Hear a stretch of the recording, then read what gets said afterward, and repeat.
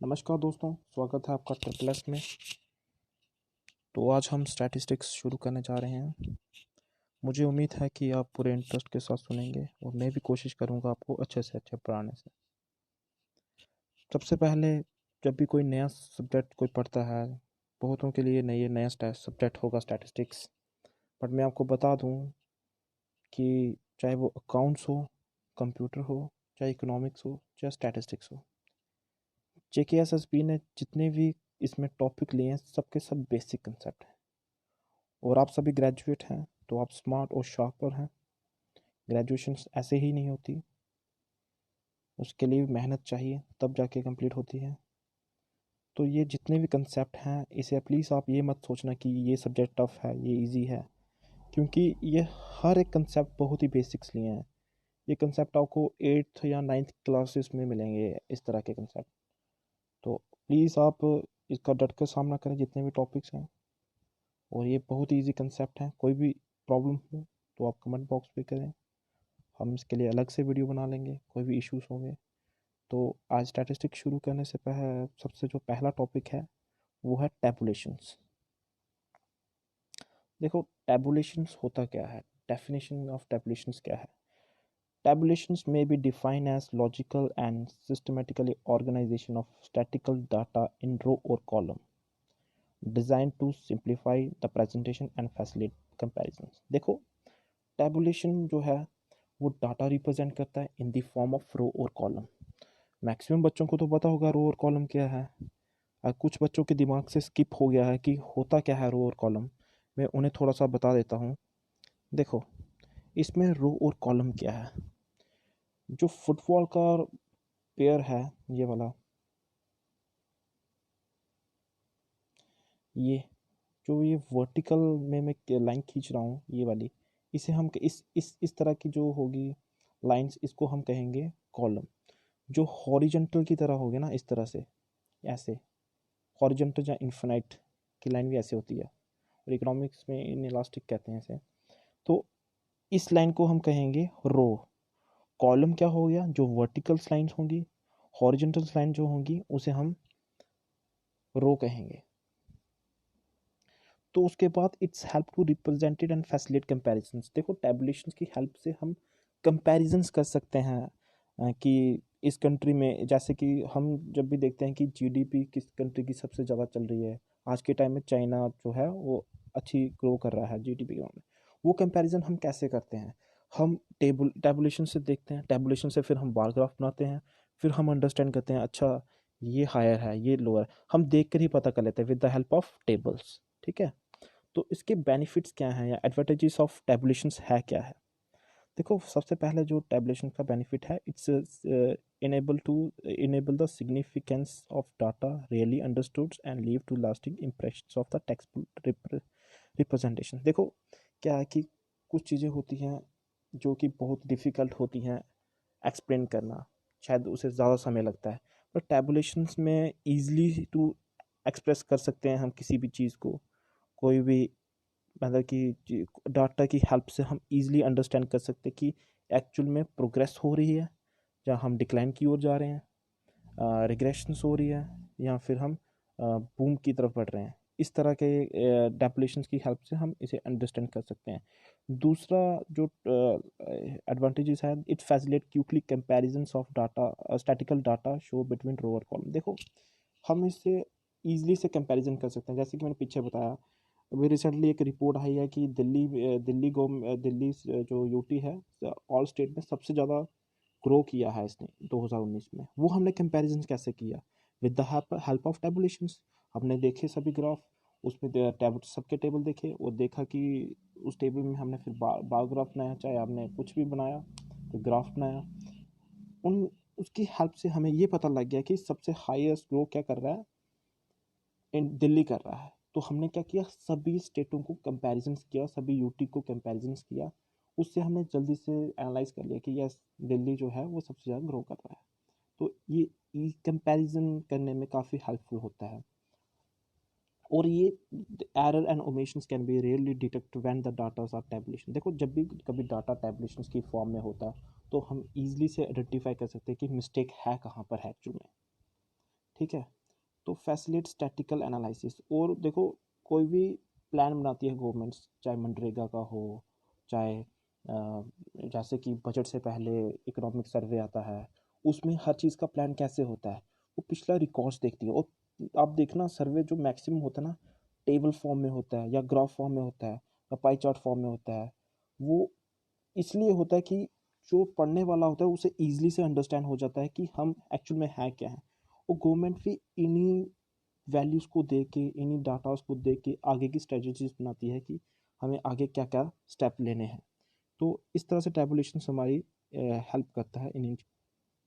देखो types of tabulation कितने type के होते हैं, और ये थोड़ा सा स्कैन करने के बाद थोड़ा ख़राब हो गया पिक, फिर भी आगे इसको मैंने एक्सप्लेन किया है अच्छे से, वहाँ से आपको पता लग जाएगा।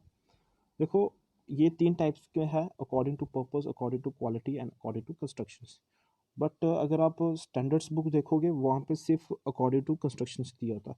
बहुत ही रेयर्स ऐसी बुक है जहाँ पे अकॉर्डिंग टू पर्पस और अकॉर्डिंग टू ओरिजिनलिटीज़ दिया है। और ये इतना इंपॉर्टेंट भी नहीं है, अगर आपको अच्छे से पढ़ना है तो आप अकॉर्डिंग टू कंस्ट्रक्शंस करेंगे। ये मैं इसलिए बता दूं कि आपको थोड़ा आइडिया लग जाए कि पर्पस क्या होता है, ओरिजिनलिटीज़ टेबल क्या क्या होते हैं। बट ज़्यादा फोकस आपको simple of one way tables and complex tables पे देना है। तो चलते हैं पहला, अकॉर्डिंग टू पर्पस क्या होता है, sorry, table according to originalities क्या है, ओरिजिनल टेबल्स क्या है।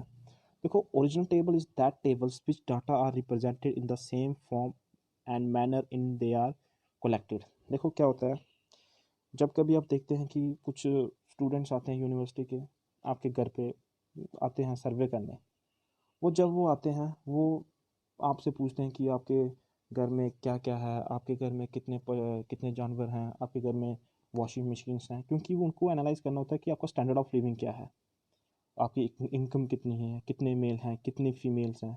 वो जो भी डाटा रिकॉर्ड्स करते हैं ना, एज इट इज़ वो सबमिट वैसे ही वैसे करते हैं, उसमें कोई चेंज नहीं लाते, उसमें कोई उसे कभी भी किसी फॉर्म में कन्वर्ट नहीं करते, ना ही उसे पाई चार्ट में रिप्रेजेंट करते हैं। उसे एज इट इज़ है उसी को वैसे ही कर देते हैं, फिर शायद आगे जाके टोटल्स कर देते हैं। ओरिजिनल टेबल है उसमें कोई भी चेंज नहीं लाते। और डेरिवेटिव टेबल्स वो टेबल होते हैं जिसमें कन्वर्ट किया जाता है, कोई जैसे कि कोई डाटा को कलेक्शंस करते हैं, फिर उसको परसेंटेज की फॉर्म में कन्वर्ट करते हैं, फिर शायद उसे रेशो की फॉर्म में करते हैं, फिर शायद उनको डिवाइड कर देते हैं कि यार पर पर्सन कितना कितना आएगा। जैसे कि सेंसस होता है, ठीक है, वो 10-10 साल बाद होता है, आपके घर में आते हैं सेंसस करने। वो क्या करते हैं, उस डाटा को रिप्रेजेंट करते हैं, फिर उसको कहते हैं कि नहीं इस एरिया में इतनी फीमेल्स हैं, इसमें इतने मेल्स हैं, इतनी परसेंटेज में मेल ज़्यादा है, इतनी परसेंटेज में फीमेल्स कम है। जो सेक्स रेशियोज देखते हो, जैसे कि अनएम्प्लॉयड कितने हैं, एम्प्लॉयड कितने लोग हैं, कितने एग्रीकल्चर से जुड़े हैं, कितने नहीं। ये ये ड्राइव कर रहे हैं टेबल्स, इसी को कहते हैं ओरिजिनल डायराइव टेबल में। आपको मुझे उम्मीद है कि समझ आ गया होगा ये होता क्या है। देखो अकॉर्डिंग टू पर्पस टेबल टेबुलेशंस क्या है, ये दो तरह के होते हैं, general purpose table, special purpose table. General purpose table वो टेबल होता है जो जनरल यूज़ के काम आते हैं, it's not service any specific purpose. And देखो सेंसस की एग्जांपल लेते हैं। सेंसस का जो सेंसस होता है, जैसे 2011 का सेंसस है, उसका जनरल पर्पस के लिए हम यूज़ कर सकते हैं। उसका कोई स्पेसिफिक ये नहीं है कि हमें सिर्फ टोटल पॉपुलेशन चेक करने के लिए उसे कलेक्ट किया था उस सेंसस को।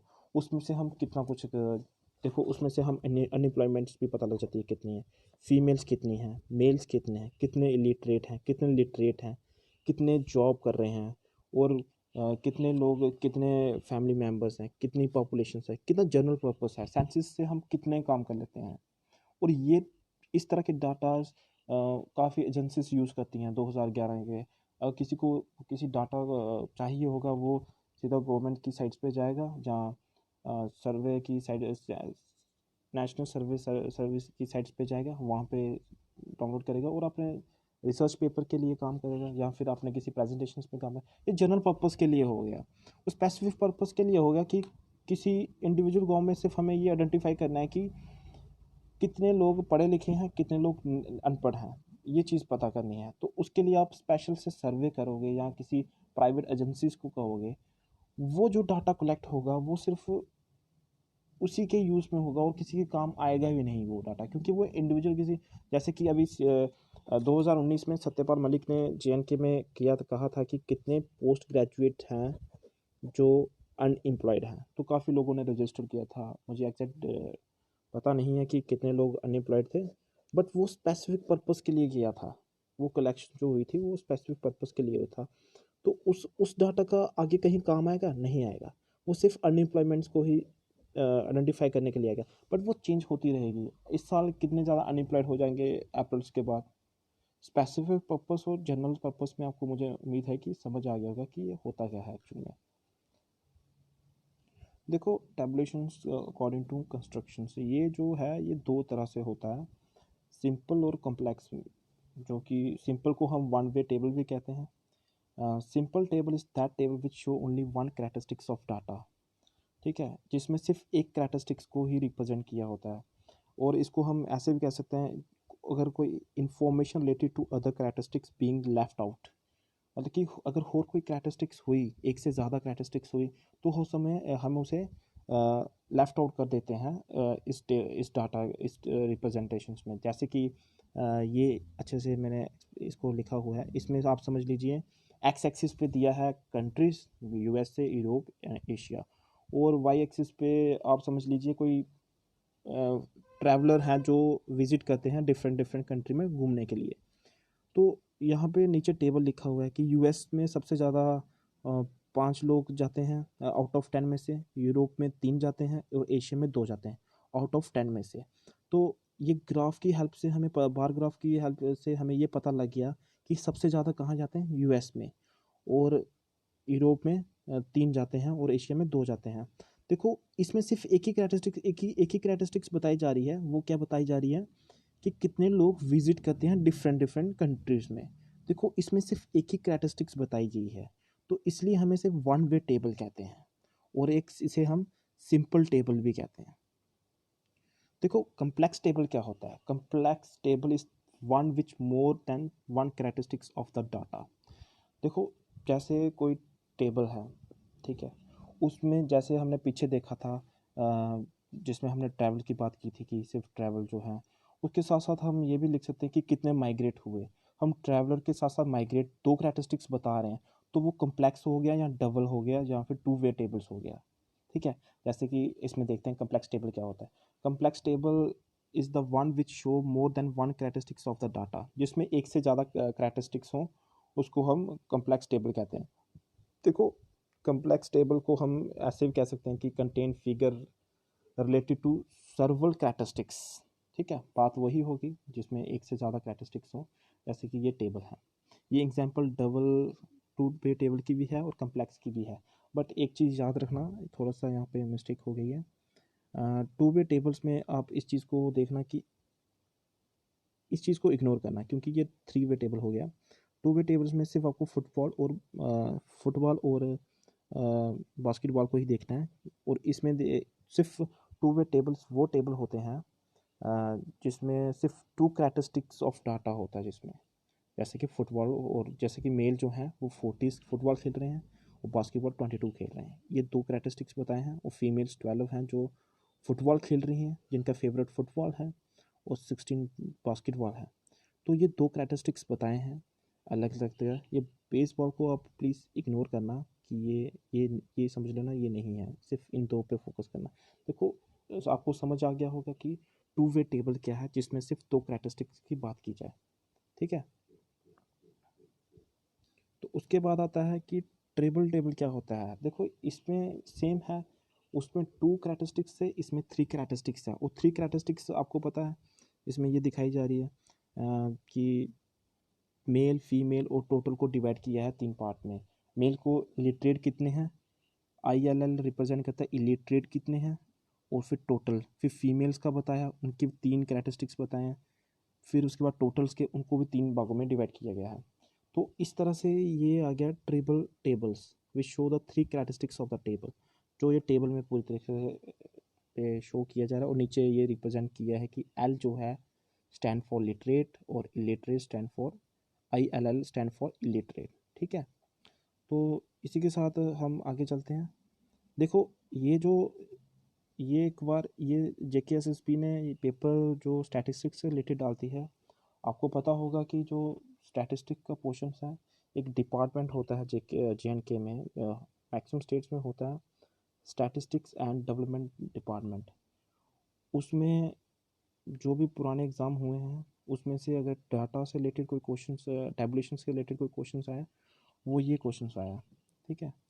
और ये 2012 का पेपर था, उसमें से मुझे यही एक क्वेश्चन मिला, जो कि इस तरह से है: the arrangement of data in row और column is called frequency distributions, cultivate frequency distributions, tabulations and classifications. आप इसका आंसर दोगे कमेंट्स पे और मुझे बताओगे कि इसका आंसर क्या है। देखो, हम प्रीवियस ईयर के अभी तक मुझे जहाँ तक पेपर मिले हैं 2-3 ही मिले हैं, तो उससे रिलेटेड मुझे सिर्फ यही एक क्वेश्चन मिला जो आया हुआ था। तो मुझे उम्मीद है आप इसका आंसर देंगे और सही देंगे। आप कमेंट बॉक्स पे कीजिए और फिर अगले क्लास में बताऊंगा कि इसका सही आंसर क्या है। तो थैंक यू।